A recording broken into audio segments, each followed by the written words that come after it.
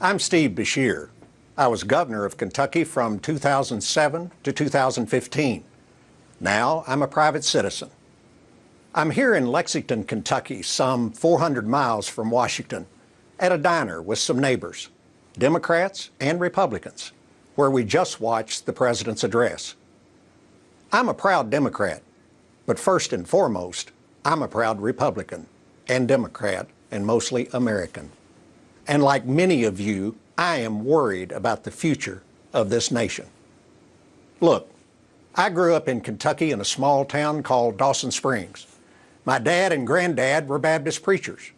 My family owned a funeral home. And my wife, Jane, and I have been married for almost 50 years. I became governor at the start of the global recession. And after 8 years, we left things a lot better than we found them. By being fiscally responsible, I even cut my own pay. We balanced our budget and turned deficits into surpluses without raising taxes.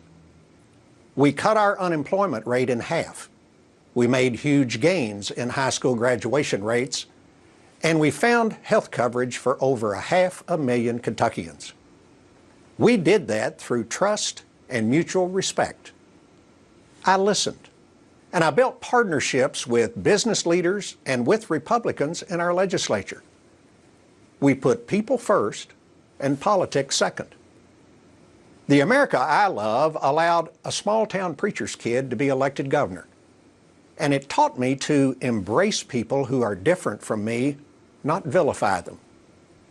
The America I love has always been about looking forward, not backward, about working together to find solutions, regardless of party, instead of allowing our differences to divide us and hold us back. And we Democrats are committed to creating the opportunity for every American to succeed by growing our economy with good-paying jobs, educating and training our people to fill those jobs, giving our businesses the freedom to innovate, keeping our country safe, and providing health care that families can afford and rely on. Mr. President, as a candidate, you promised to be a champion for families struggling to make ends meet. And I hope you live up to that promise. But one of your very first executive orders makes it harder for those families to even afford a mortgage. Then you started rolling back rules that provide oversight of the financial industry and safeguard us against another national economic meltdown. And you picked a cabinet of billionaires and Wall Street insiders who want to eviscerate the protections that most Americans count on and that help level the playing field. That's not being our champion, that's being Wall Street's champion. And even more troubling, you and your Republican allies in Congress seem determined to rip affordable health insurance away from millions of Americans who most need it. Does the Affordable Care Act need some repairs? Sure it does. But so far, every Republican idea to replace the Affordable Care Act would reduce the number of Americans covered, despite your promises to the contrary. Mr. President, folks here in Kentucky expect you to keep your word, because this isn't a game. It's life and death for people. These ideas promise access to care, but deny the importance of making care affordable and effective. They would charge families more for fewer benefits and put the insurance companies back in control. Behind these ideas is the belief that folks at the lower end of the economic ladder just don't deserve health care, that it's somehow their fault that their employer doesn't offer insurance, or that they can't afford to buy expensive health plans.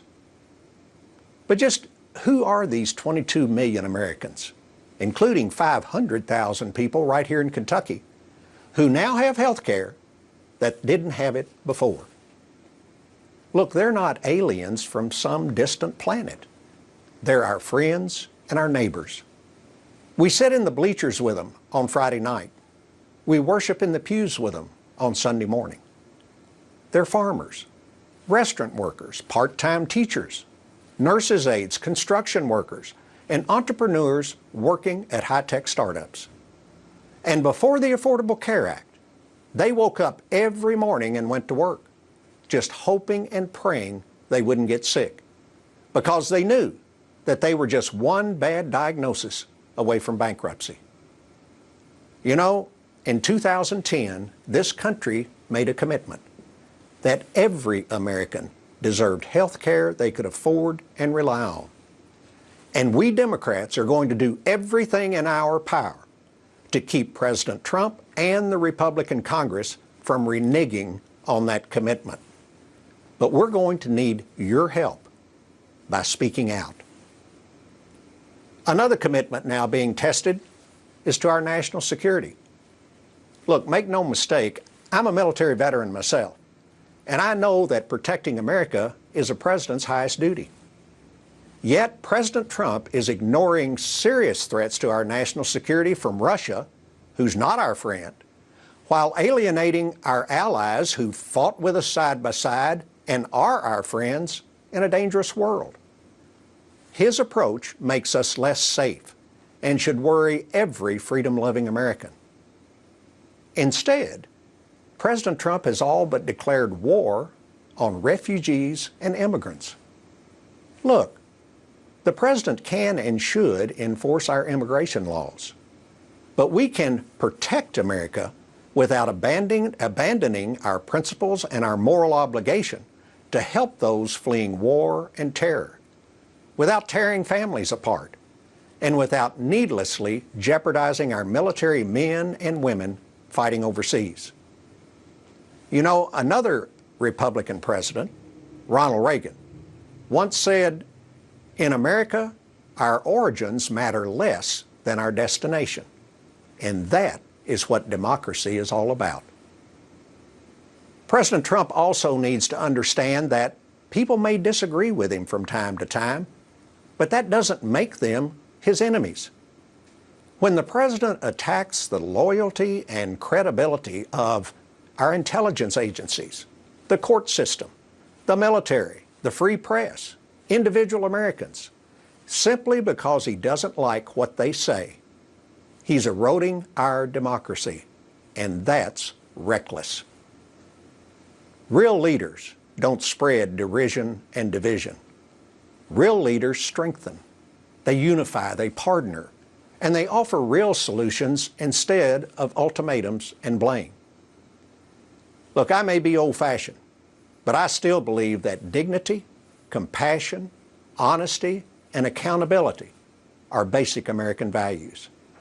And as a Democrat, I believe that if you work hard, you deserve the opportunity to realize the American dream, regardless of whether you're a coal miner in Kentucky, a teacher in Rhode Island, an auto worker in Detroit, or a software engineer in San Antonio. Our political system is broken. It's broken because too many of our leaders think it's all about them. They need to remember that they work for us, and helping us is their work. Kentucky made real progress while I was governor because we were motivated by one thing: helping families. Democrats are trying to bring that same focus back to Washington, D.C.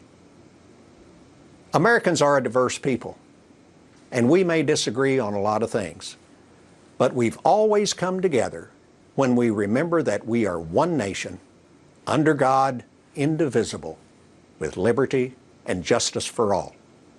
Thank you.